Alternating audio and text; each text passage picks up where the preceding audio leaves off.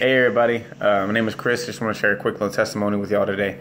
I'm born and raised in this little town called Copper's Cove, right next to Fort Hood, Killeen, Texas. And I ran away from home at age 15, so I was used to living on my own. I lived in a friend's garage for 3 years actually, and I started smoking a lot of weed. And I started, selling the weed and started to get involved in other drugs like cocaine, Molly, ecstasy, stuff like that. Started popping prescription pills and became a really bad alcoholic. And I was selling all these drugs at the same time. I was enjoying my life at the time, or what I thought as enjoying my life. And what happened was I was partying one day at a friend's house, and his mom usually parties with us. And this time she didn't want to party with us for some reason. She said she started going to this church, and it changed her life. And she thinks, I really think y'all should come out. So me, just trying to tell her to, be quiet in a nice way, was like, oh yeah, sure, whatever. But I was making like a drunken promise. I was not planning on going to that church.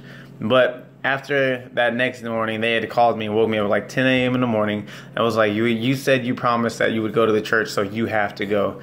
So I was like, all right. So I drove over to my friend's house. We drank a little bit more, smoked a little bit more, and then we went over to the church. And as we were at the church, I think the pastor noticed that we were on something, and he just decided to share his testimony and how he used to be an alcoholic and how drugs and alcohol destroy your life.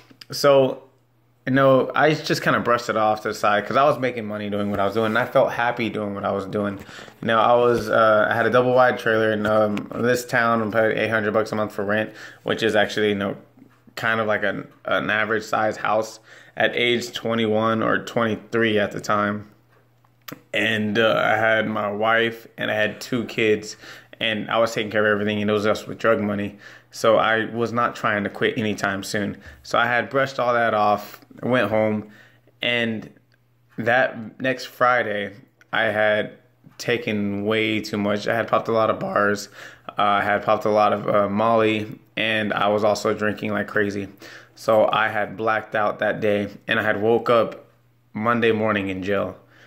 And when I woke up, I came to, my mother had bailed me out. And what had happened was I had taken a bat to my mother's car.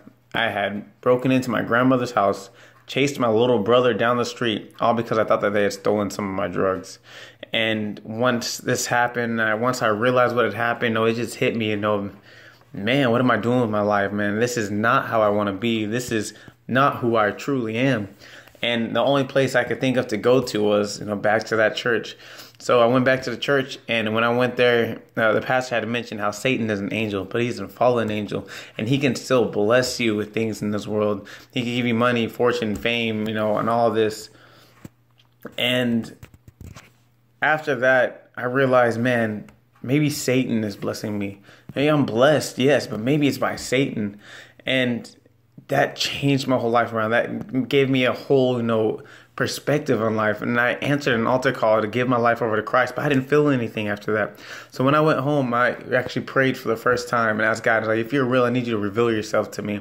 And as I'm saying this prayer, I had this feeling come over me of, just joy and happiness. And I was so excited, and I didn't know what was going on. My eyes started tearing up. I actually started crying, but it was not tears of sadness, but tears of joy.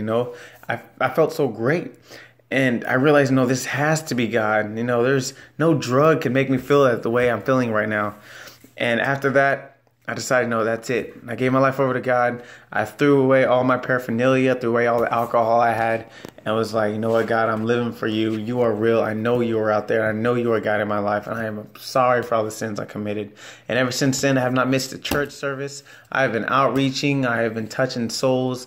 I've been seeing souls won to Christ, through the works that He is doing through me. And I'm so grateful to be a part of that. And I started fitness at the same time, a little bit shortly after I got saved. And I had lost 40 pounds. I was way overweight, lost 40 pounds, and there was no greater feeling than I had already got spiritually saved. My spirituality, everything was at peak, or not peak performance, but a really great performance. And now my fitness was great. My physical fitness was great. So after noticing what has happened, I decided that I wanted to start something that was all about being spiritual and physically fit. And somehow I stumbled across Flex Your Faith. And that's all that they are about, is being spiritual and physically fit. Not only working on your temple, but working on, your mental health and being closer to God. And that was just a sign from God. Those are things that I've been talking about with people, and all of a sudden I find Flex Your Faith that's just talking about the same thing I'm talking about. And I am actually lit for the Lord. The Lord has got me on fire. I feel His flame within me, and there is nothing greater than that. So I'm glad to say that I'm now an athletic apostle for Flex Your Faith Fitness, and I'm glad to represent and wear the clothing, and I'm flexing my faith, and I give all glory to God. Thank you.